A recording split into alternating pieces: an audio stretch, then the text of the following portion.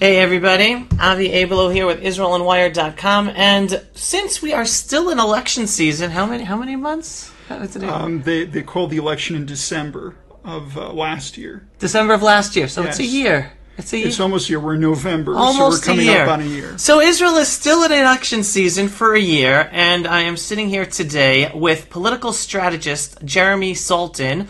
Anyone not familiar with his blog, I'm giving you a shout out right now. KnessetJeremy.com. KnessetJeremy.com, where you can get the inside scoop of this mind up there of what's going on in Israeli politics. All right, so before we start, again, I just want to start off by saying thank you everyone for watching, for sharing, and anyone who likes the work we do, enjoys the videos we put out with the truth about Israel and the Jewish people and the inspiring information. Please, all you have to do, if you can support us with a tax-deductible donation, the link will be put down below, and any and all support would be great. In the meantime, you like the video, share it. So here we are with Jeremy. So Jeremy, election season is still going on. What's the latest? What are your feelings about what's going on? Well, the latest is that Gantz has the mandate to form a government. This is already his second week. He gets 4 weeks to form a government. The first week was very busy, very similar to when Netanyahu had the mandate.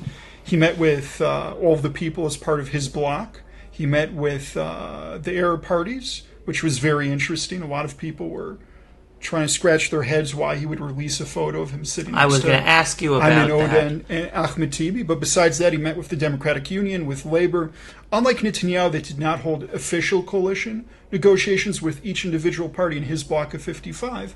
So Gantz decided to do actual official coalition meetings with all of them. And he also sat with Likud as well. And the week ended, we had Shabbat, and now we're ready on Monday. Nothing happened yesterday, nothing happened today, and there are no new meetings that are scheduled for this week. So, like I said, it's very much like Netanyahu's mandate, where there was a lot of business going on the first week, and then afterwards there was nothing up until the end.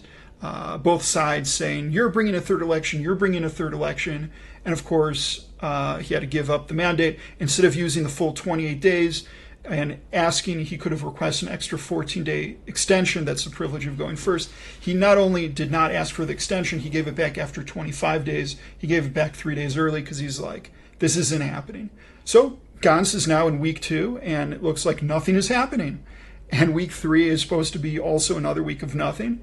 We might see a little bit of stuff happening in week 4, but I've already been on the record since even before Rivlin decided which way he's going to go. The most likely scenario is that we go to the third person who has a mandate, and that the real game is going to be played during those 21 days. And if you want, I can expand a little bit more about how the Israeli system works in those regards. Yeah, well, definitely want to go there, but I wanted to there actually have been 2 very interesting developments just over the past few days that actually connected to a politician or a political party that you're very much associated and affiliated with. And I'm referring to Naftali Bennett, the 2 issues, and I'll put them out there and you can deal with them as you see fit.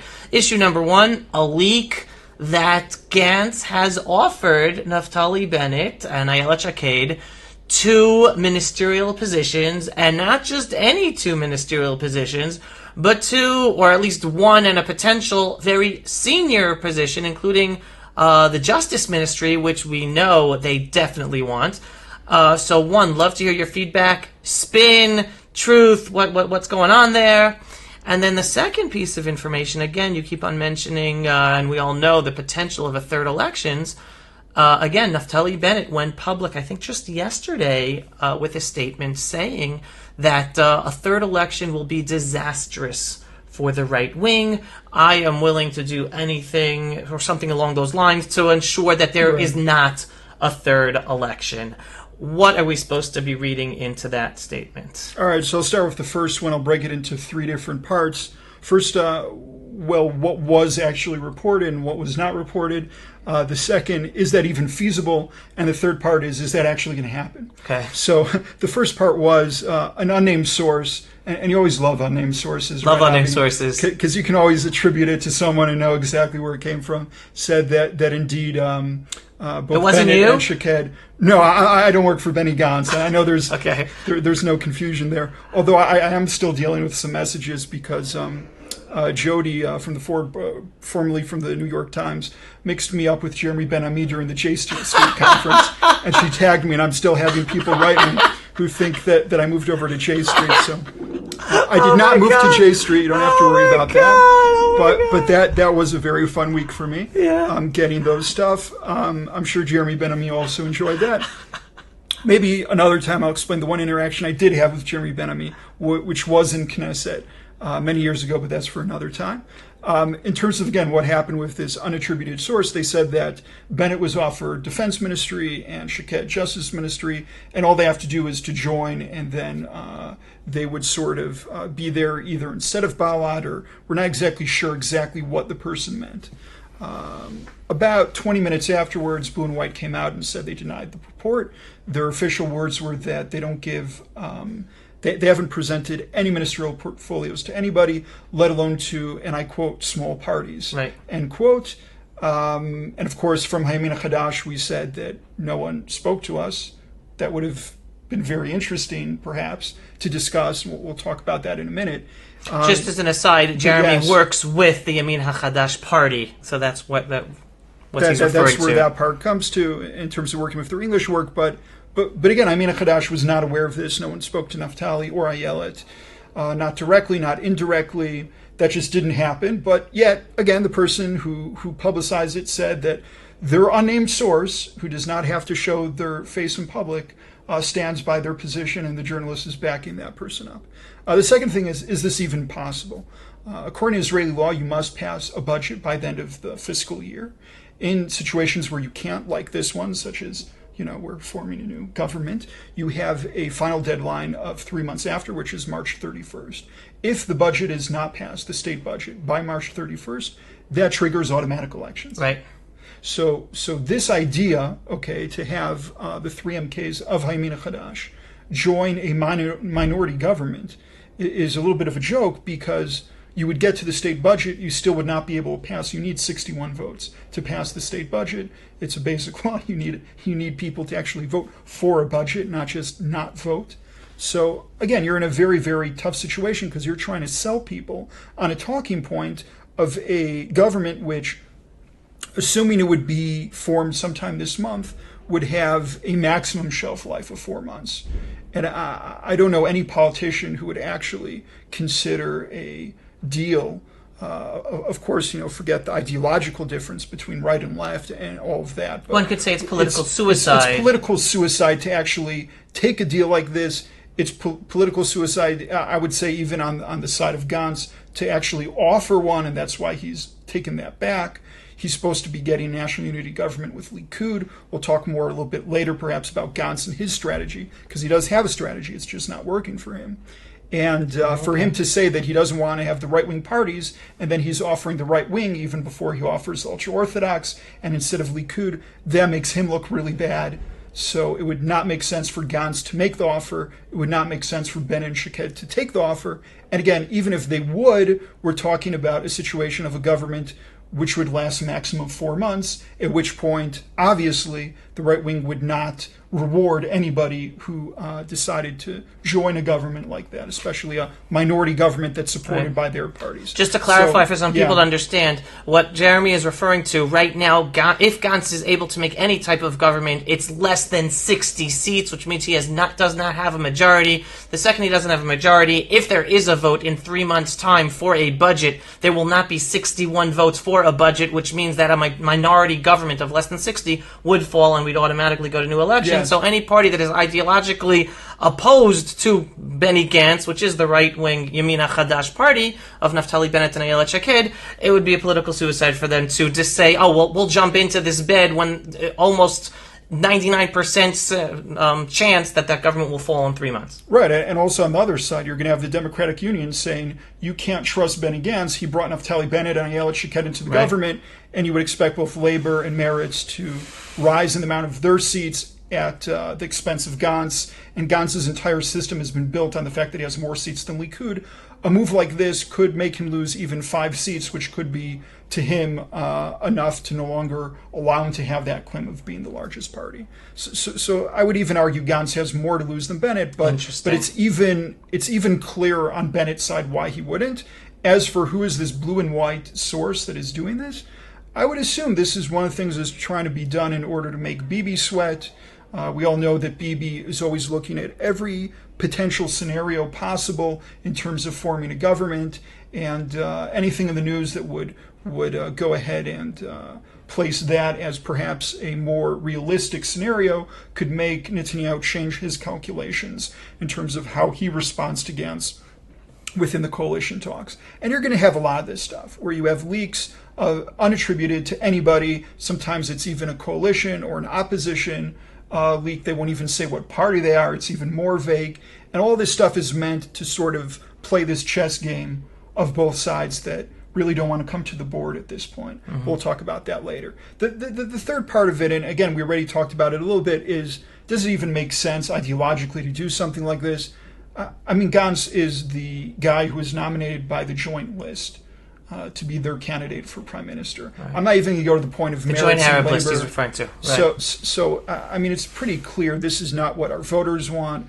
I can tell you, as someone who knows both Naftali and Ayelet for about 7.5 years now, that is not what they want. I can tell you that very clearly, and it just doesn't make a lot of sense. But like I said, what it does make sense is it does serve Gantz's strategic interests to put out a floater like that. And of course, then you have the various reports that we did see that perhaps now Netanyahu will.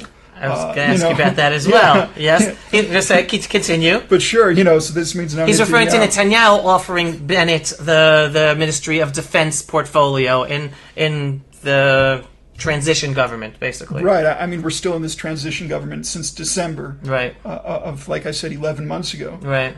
It's a funny fact. Both Uri Ariel, who announced his retirement from politics in January, as well as Yitzhak Vaknin, who even before the elections announced his they're still ministers. Well, both of them are still ministers, even though they're no longer in the Knesset. They were elected to the 20th Knesset. They were not elected to the 21st Knesset. They're not running in the 22nd. They're not going to run in the 23rd if there is one. It is quite amusing, but it's a crazy situation. And then going back to Naftali Bennett, he was fired. Yes. He was officially fired. He and Ayelet by Prime Minister Benjamin Netanyahu to continue serving in the transition government. And all of a sudden now there are leaks that Benjamin Netanyahu has offered him the Ministry of Security. I'm sure that those help. Yeah. Those help Gantz in terms of that leak helps Gantz? No, I'm saying this is helping Gantz decide what it is that he wants to do with his next move.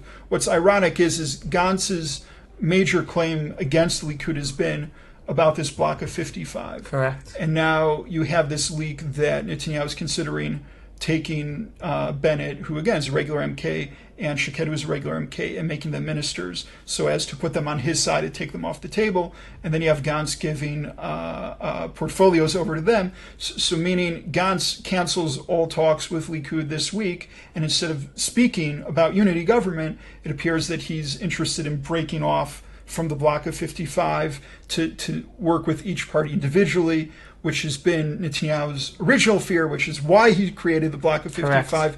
And if anything, like I said, this is something that helps both sides sort of feel each other in terms of this chess game that we play as the clock goes on until the end of the 28 days that Gantz has.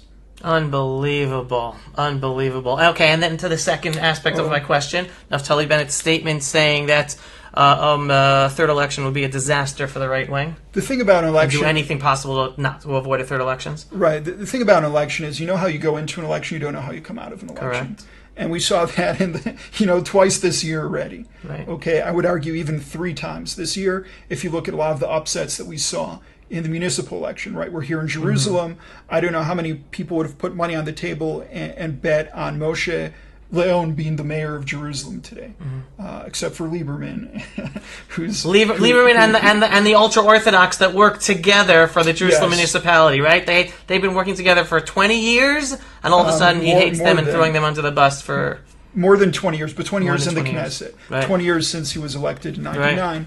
But it is quite interesting. It is quite funny.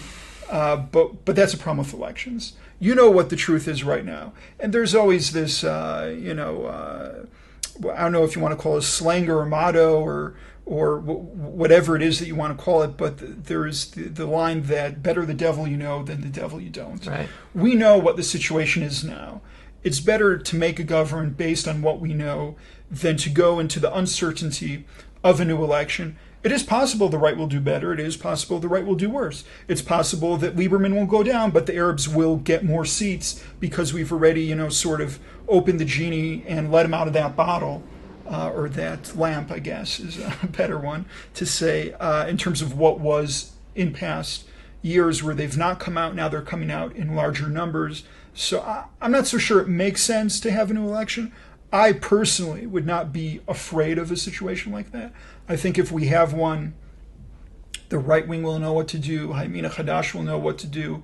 But we should try to figure this out with the current government, with the current Knesset, form a government, because if we don't, we just don't know what's going to happen. Yeah, the right could get a lot more seats. They could lose a lot more seats also.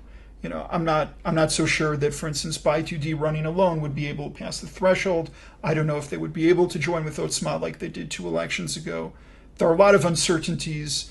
We don't really know what's happening. It's better to deal with the devil we know than the devil we don't. So then what did Naftali Bennett mean when he said, I will do anything to avoid a third elections, when we also know he officially said, and correct me if I'm wrong, but I think it's officially said that I take away any commitments Netanyahu has towards us. Meaning, I imagine he's trying to say, Netanyahu, do what you got to do to make a third election, even if you take us out of the block. I mean, I'm trying to think what else is there for so again, other commitments there. This is another part of the chess game.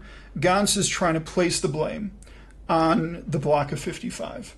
And what Bennett is saying is, listen, I'm committed to the block of 55, but Netanyahu, if you feel that to form a government, you need to drop me because Gantz won't take me, which is ironic, considering the beginning of the conversation. He's one of the only parties in the block that Gantz would take, in a sense. Yes, but the idea is that he's saying, if I am the obstacle, I'm releasing you from your commitments to me. Right. But he's saying on my side, I'm still committed to the 55, meaning I'm not going to Gantz.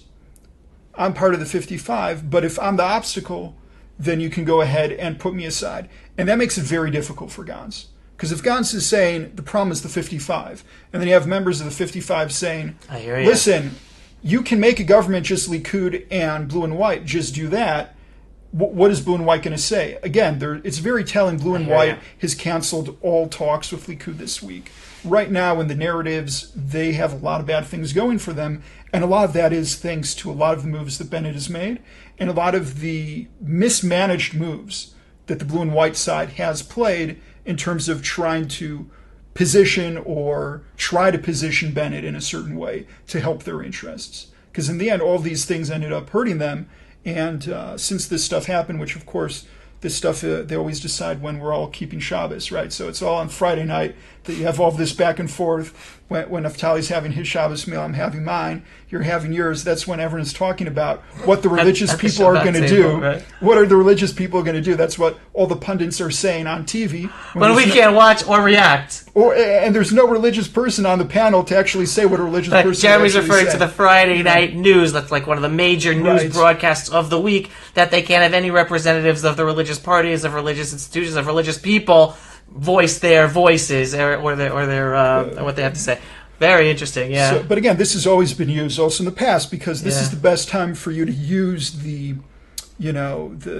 scare tactics when the religious people can't actually speak for themselves. Right, we turn on our phones, our computers, Motzei Shabbat on Saturday night after Shabbat ends, and we're like, what? And then we have to go into reaction mode. Very interesting point. So then let me ask you this from another perspective then. Right. First of all, I just want to thank you, because what you just said now, a very interesting clarification, that you were saying that basically Bennett's moves lately have not been necessarily about protecting Bennett, but about helping Prime Minister Benjamin Netanyahu's strategy of allowing the public to then to more think that Gantz is responsible because all of his reasons for not being able to put together a government are falling apart. It's not making him think. That's just the reality. Right? No, I'm referring to referring to the public. I mean, I'll get to this also. Yes.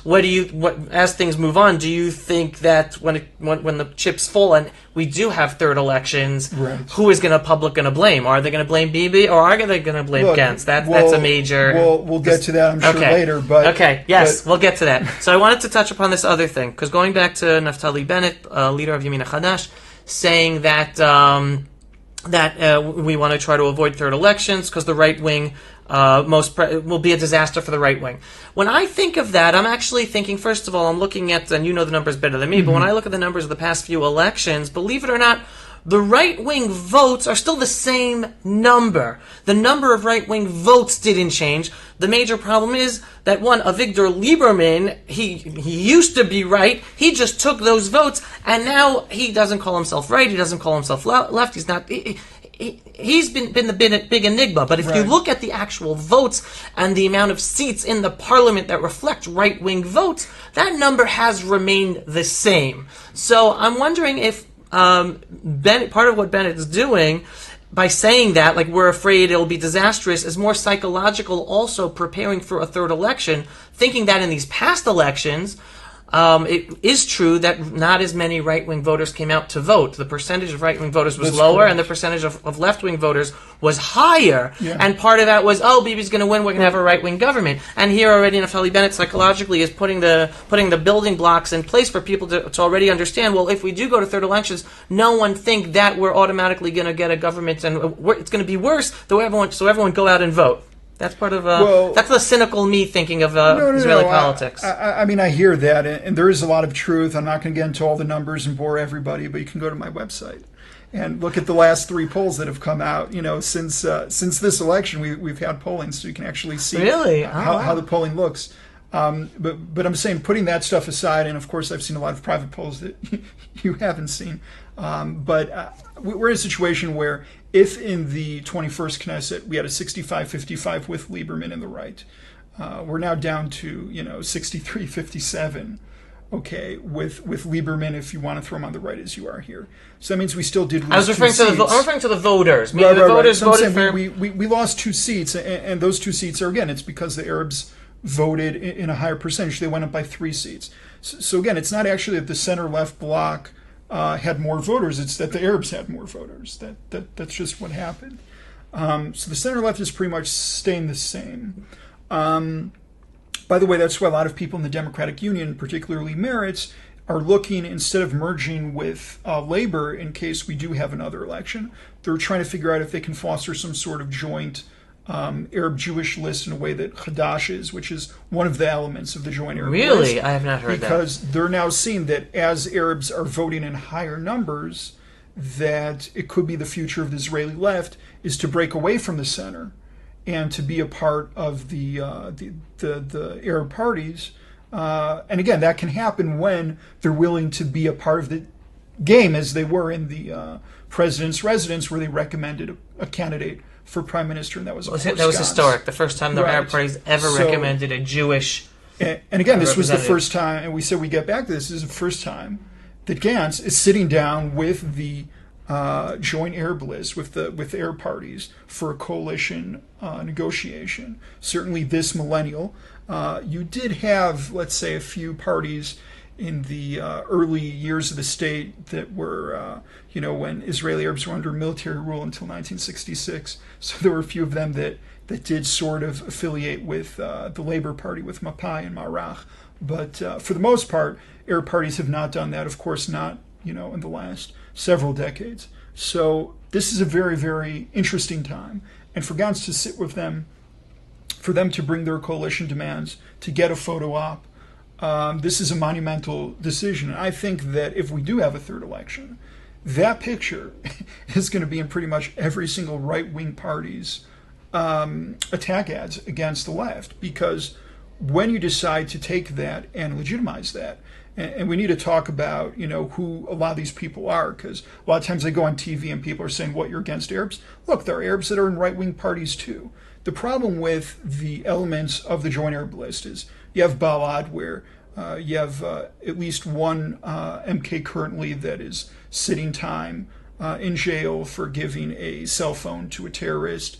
You have another one who was associating with Assad in Syria, who I think already finished, the sentence that he got. You have, of course, the leader of that party, Azmi Bashara, who's wanted because he used his Knesset office during the Second Lebanese War to tell Hezbollah where to strike on Israeli targets so that you would have the maximum Israeli casualties. Listen, just yesterday I promoted a video of an interview I did with Caroline Glick in talking about the elections, and she said straight out, and I quote Caroline Glick, "The Joint Arab List is unified to wipe Israel off the map." Unquote. Caroline Glick about the Joint Arab List. And a message that I've been giving over for years, not just now, is that the Zionist Jewish parties and even the right-wing parties, Likud and we do more for the Arab Israeli citizens of Israel than the Joint Arab List. They do nothing for their own constituents because they are more use their platform in the Knesset and the world to destroy Israel and create hatred and boycott and sanctions against Israel. They do nothing for their own citizens. The Jews do more for them than the Joint Arab List. I can talk from personal experience. One of the hats that I wear, I sit on the regional planning and building committee in the Harel district within the Jerusalem district, which is I deal with ultra-Orthodox in Telstone. I deal with a lot of leftist Jews in Mevaseret Zion, and I deal with Abelow. I deal with Israeli Arabs, Muslim and Christian. And I've probably done more for the Israeli citizens of Abelow than the members of the Joint List. And I'm not just saying that because I feel that way. If you talk to my friend Ali, who's a member of the committee representing Abu Ghosh, I represent Mevaseret Zion on the committee, he'll tell you that I did more than they did. Right. So again, that's coming from them. That's not just coming from me. Right. So that's a Joint Arab List, and I think that's a very big thing. I see that. And it says a lot that you're referring to the fact that Meretz is considering strategically. There are elements in Meretz. This is one of the, Tamar Zandberg is one of the people who's more in favor. Nissan Horowitz is less in favor. But this is a dialogue that's happening right and now.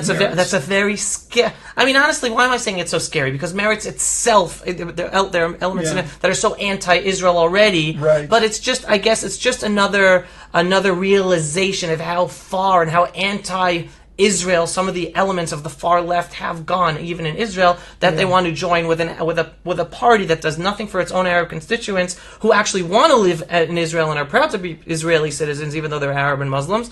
Right. But that it's just about destroying Israel and making Israel a weak country in the world. It is, but I see our time is sort of running out. I did want to talk about the part of what happens next, because I'm sure that's why a lot of you tuned in to find out what's happening next. So when we finish the 28 days, and again, I expect the 28 days to finish without a government. Again, I'm hopeful, but I'm also realistic. I've been around the block politically. I think Gantz is a person who does not really understand politics so much. Again, he's an Army veteran, and there's been a lot of pages written about generals coming into politics and a lot of the shortcomings, and I think he's fallen into a lot of the traps that we saw with many politicians. If you look at Rabin in his first term in the 70s, if you look at Ehud Barak, who was the shortest tenured ever in Israeli history, even less than Moshe Sharet, as I like to remind people. So he didn't even last 2 years. So the point is, he's fallen into a lot of those traps. I think also when I look at the quality of the advisors around him, and again, I'm on the right, but I have friends on the left. There are good advisors on the left. They're just not the ones advising him. Okay, and he's getting some bad advice. He's making some bad moves. I would love to see it, but if he continues in his current strategy, and his current strategy is saying no to Netanyahu, no to the Haredi parties, and no to Smotrich, and the right wing and the settlers and everyone over there, that he's just not going to have a government, and we're going to finish the 28 days that he has after this week. Like I said, another couple weeks, we'll get to what's called the 21 days. In the 21 days, there's 120 MKs. Each one of them now has an individual signature. It doesn't matter what party you're from, whichever candidate for prime minister, and everyone can play, even the first two people who got a mandate. The third person who gets the mandate is whoever gets enough signatures. If we don't get enough signatures, if no one does, then we have elections. But assuming someone does, whoever gets... One person needs 61 yes. signatures. And chances are that won't happen until the 21st day because this is Israel. And by the way, if Gantz does form a government, it'll probably be on the 28th day also. But once he gets the signatures, he brings them to the president for verification. There's a 2-day process in which they verify it. Then the third mandate, and this is the last mandate, you can't give it a fourth person. The third mandate is given for a 14-day period. That is when you'll have the real talking going on. Just to talk, and I'll just say that after those 14 days, the Speaker of the House, if he wants to, can delay the vote for up to a week. So again, people were expecting this to happen in December. This could end up in January. When you're going ahead, you're adding on the rest of the 28 days, 21 days, 2 days, 14 days, up to 7 days. We got a lot of days here. So this is going to still be a process that we're going to go through. But here's a scenario that I want to talk to people and they tell me that the 21 days isn't realistic. I think we're going to have a repeat of what we had in the last phase, which was the president's residence, where Rivlin got 55 nominations from Netanyahu and 54 nominations from Gantz. And he ended up in a situation where Lieberman could choose either side, and he chose not to. Mm-hmm. I think that Lieberman and Gantz get together after they both are missing Lieberman's signatures, and they're going to go to Lieberman and say, we don't care who, but sign on one of our nomination papers. One of us needs to get the mandate to try. Who? I'm saying both Netanyahu and Gantz. Oh, you said Lieberman and Gantz. That's what I was confused. Sorry. Well, Netanyahu and Gantz are both going to go. You have to sign, choose one. They're going to go Lieberman, choose one. Again, they can still form a national government, switching off. It doesn't matter necessarily which one he signs on. But they're both going to go to him and say, you need to sign one of these. If you don't, we're going to have a joint press conference in which we blame the next election on you. And in a situation like that, it's going to be very difficult for Lieberman to not sign for either one of those. And that's why I do think that we will have a situation in which we do have a person who gets the third mandate. Now, will the person who gets the third mandate be able to form a government? That's another question. I think that, again, it has a higher chance than Gantz does right now with the second mandate. Because when you know it's the third mandate or elections, feet are to the fire, people are going to be willing to make those last-minute adjustments. But I do think that in a situation like that, you could even, people aren't talking about this, you could possibly have a minority right-wing government, where you have Netanyahu with his 55 people voting for, Gantz with his 54 people voting against. Wait, and it's for some people. Yes. If people can nominate Netanyahu and Gantz again for that last 21 period? Yes. Oh, it's not like taken away from them and it has to be anybody but those two? The mandate is the Speaker of the House takes the mandate away from the President. The President can nominate 2 people, and the Speaker now says the third and last mandate is of the Knesset. And then, like I said, each Knesset member is individual. If the president only deals with the representatives of the leaders of each party or people who are there in their place, here each one of the 120 MKs gets a vote, gets a signature. Whoever gets the most signatures, again, there's no you can have unofficial, but there's no coalition negotiations during these 21 days. By the way, I expect them to be the most exciting 21 days Israel's had for anyone covering Israeli politics. Why? Ever. What's the difference between now and then? Because, again, in a sense, you're going to have 120 parties, right? Because if the block of 55 has the signatures of the leaders of the parties, now you need to make sure that every last backbencher is in line. And everyone only has one signature? I mean, you can't sign in any 2 people. You can't sign for 2 people, only for person. one. And like I said, Rivlin verifies the signatures. He has 2 days to call up each MK and make sure the person who says that he has 120 parties, in a sense. That's why I said, in a sense. So that's why it's going to be so exciting. So oh boy, it's going to be pretty exciting. But like I said, I do think that Gantz is not going to finish in the second mandate. I think in the 21 days, someone will get that signature. I think it's more likely that Lieberman, worried about a third election, would go with Netanyahu than with Gantz. I think that if Netanyahu does have, and again, there are a lot of potential things that can change this, but I'm just giving you out one possible scenario here, that if Netanyahu does get in the third mandate, that he is going to be able to figure out some way to form a government. And one of the possibilities is, if he doesn't, to have Lieberman agree to support from outside and to at least give this government the amount of time that's needed until March, and at least delay the elections a little bit more. I'll put another thing out there that if no one does form a government when they're supposed to, there is a part in the basic law which allows the Knesset to push off the election within 5 days of causing a new election. Within 5 days, the Knesset can go, but you need a majority, you need 61 to agree on it. Find a date that is up to 100 days later. So potentially, this new election could even be 6 months away from today. That's potentially horrible. That's even. So I'm saying, if I joked in the beginning of the program about Uri Ariel, who resigned in January, and the last time we had a functioning government was December of last year. This entire scenario could end up really dragging a very long time. In the meantime, you can't put new pharmaceuticals within the basket. You can't put more hospital beds in hospitals. You can't create more classrooms that are needed for schools. A lot of the after-school programs have been cut. The extra money that we need to deal with Iran and a lot of strategies, all of this stuff is on hold. We don't have a state budget. Everything's on hold. Everything. Foreign relations, Trump's seal of the century, moving forward with Judea and Samaria, everything's on hold. Wait, so we have to end. One final question I'd love to just hear your 2 cents about. The Blue and White Party, okay? Is it going to come apart? Is it going to stay together? I mean, again, just reminding people, it's basically 3 little parties all together. Gantz's party, Boogie Ya'alon's party, that's a right-wing party. Yes. And then you have Yair Lapid, who's after Yair Lapid becoming prime minister one day. It sounds like there's been tension in there in that party going on. There is. Is it going to last if they become the governing, or if they don't become governing? Love to hear your insight. Look, I think Blue and White is a temporary situation. It's similar to what Kadima was. It's a collection of political refugees. We've seen this in the past. You can last a few Knesset terms. Kadima lasted 3 Knessets. This has so far lasted 2. It's possible that again it does last one more election, but I'm not quite sure it will. I think if we do have a 3rd election, I talked about this. I was also interviewed about it. There was internal polling going on between a Lieberman and Lapid party. It's a possibility that we will see Lapid break off and come to a deal with Lieberman. It's difficult because they both want to be prime minister.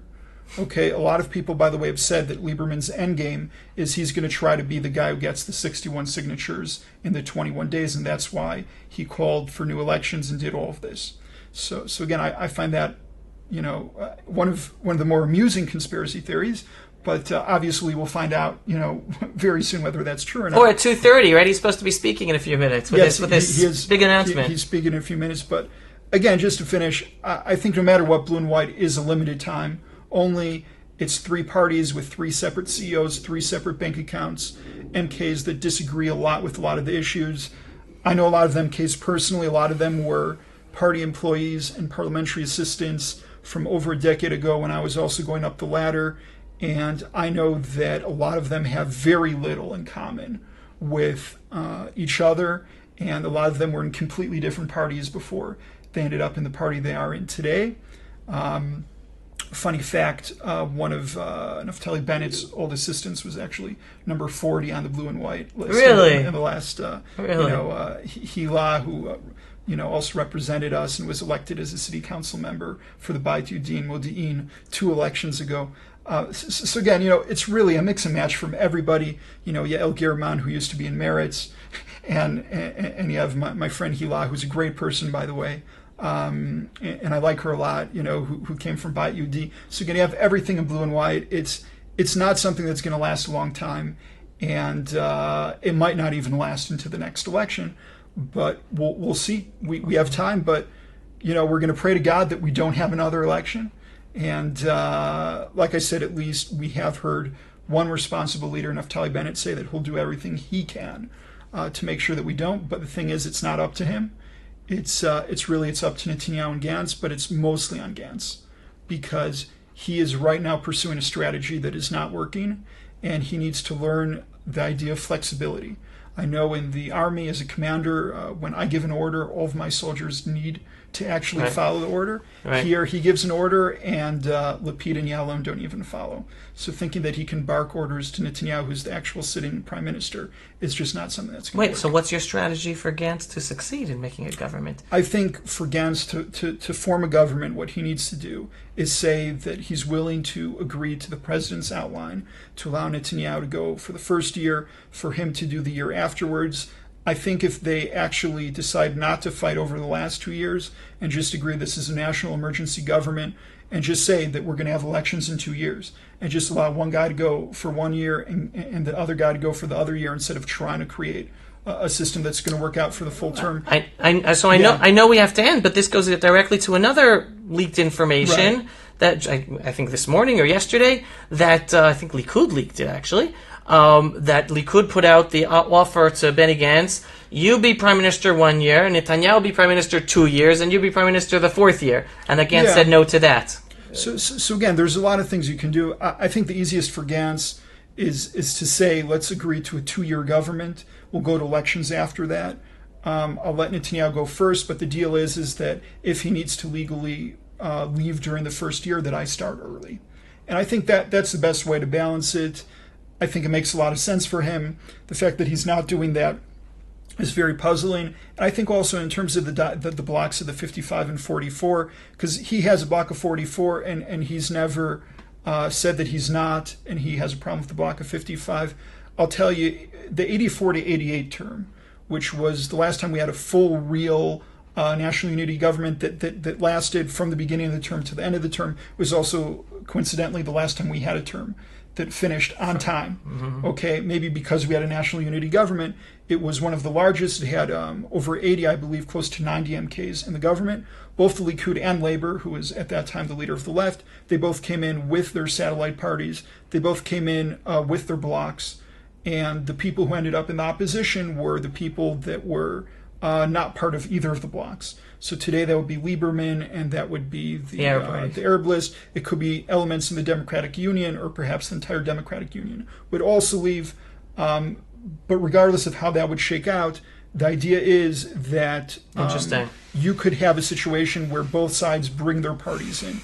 What Rivlin said in his outline is, just for example, if we have 18 ministers, so he said 9 of them are on the right, 9 of them are on the left.